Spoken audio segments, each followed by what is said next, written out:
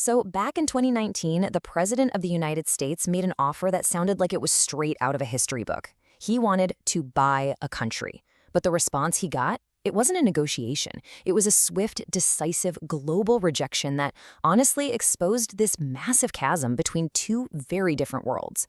This is the story of the biggest real estate deal that never was, and more importantly, the real reasons why. I mean, just think about that question for a second. How do you even buy a country? When the news first broke, most people treated it like a joke, right? It became a meme overnight. But the thing is, the offer was serious. And it raised this fundamental, almost unbelievable question. In the 21st century, is an entire nation, its land, its people, its identity, just another commodity you can put on the open market? Well, the answer from Greenland was immediate, and it was completely unambiguous.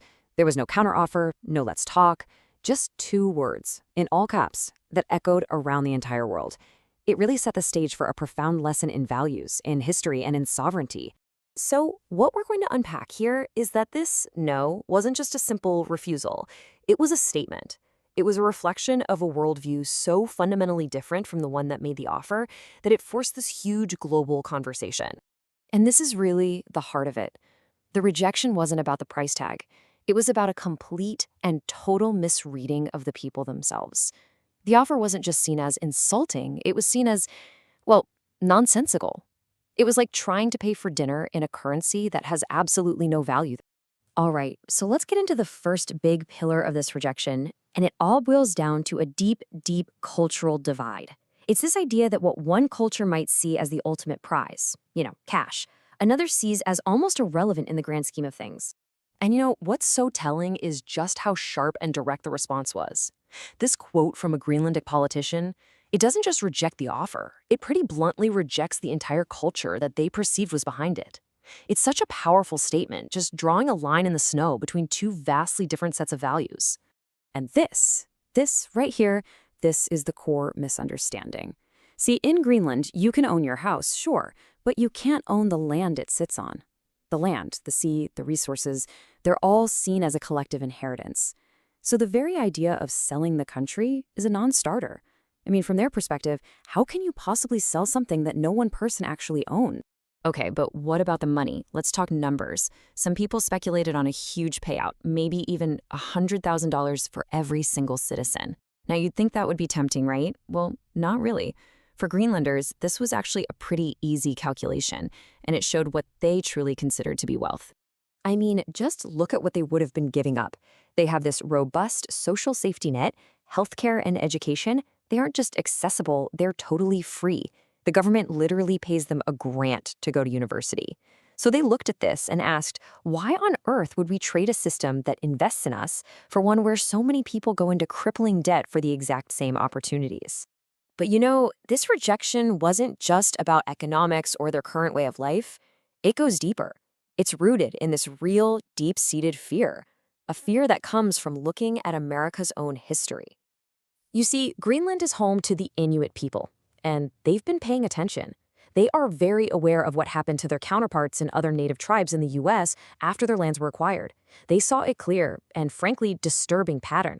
Promises are made, lands are taken, and the indigenous populations get pushed to the margins. They had absolutely no interest in watching that history repeat itself.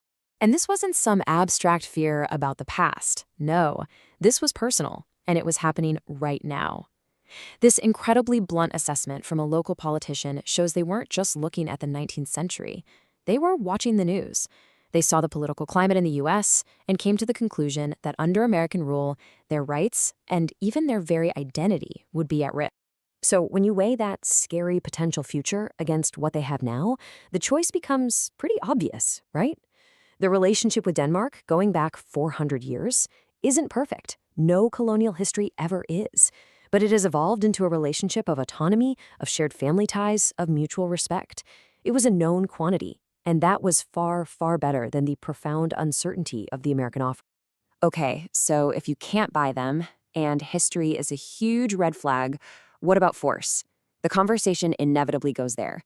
But even on that front, the Greenlandic perspective was one of, well, surprising strength and realism. This right here, this might be the single most powerful analogy to come out of this whole affair. For decades, the US was seen as a trusted military ally, the lead dog in the NATO alliance sled team. But this offer to buy them, followed by diplomatic insults, it was seen as a total betrayal. The trust that holds any alliance together was, from their point of view, fundamentally broken. And then you get to the nuts and bolts of it, the practical reality of fighting in the Arctic. As this data shows, while the US military is a global powerhouse, it is not an Arctic specialist. Its 10,000 Arctic-trained soldiers are outnumbered more than 3-to-1 by Finland's alone. The Arctic is a specialist's environment. It's a whole different ballgame up there. And if you need any more proof, get this. You really can't project power in a region if you don't even have the basic equipment to operate there. The fact that the US had to borrow one of Denmark's Arctic-capable ships just perfectly underscores the massive logistical challenges any hostile action would face. And that led to this one final, really stark warning. This wasn't a boast. It was a sober, cold assessment. An invasion of Greenland wouldn't be some simple takeover. It would be a brutal, drawn-out guerrilla conflict fought in one of the harshest environments on the planet. But here's something that might surprise you. Even before this whole offer became a global headline, support for the US in Greenland was already incredibly low. A poll from the year before showed only 6% of the population was pro-America. So the offer didn't create this opposition, it just poured gasoline on an existing fire. So what's your strategy when a superpower seems to be targeting you? Well, Greenland's was uniquely Greenlandic. In a land where a bad storm can literally shut everything down for days, you learn patience. You learn how to wait out the storm. And they decided to treat this political storm the exact same way. And this quote just perfectly captures that long-term mindset.